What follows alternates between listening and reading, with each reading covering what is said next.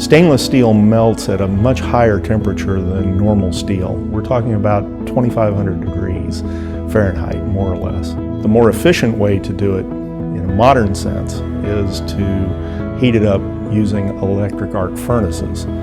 Those are using graphite rods that are actually heated through the electrical process and lowered into the solid steel. It's then melted into the liquid form, which is then molded into slabs and then formed into the final products that you see.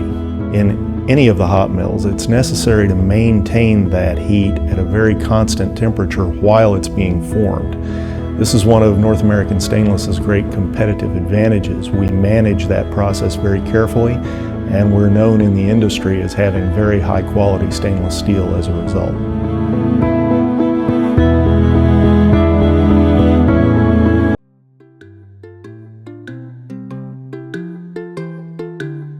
Molded, molded,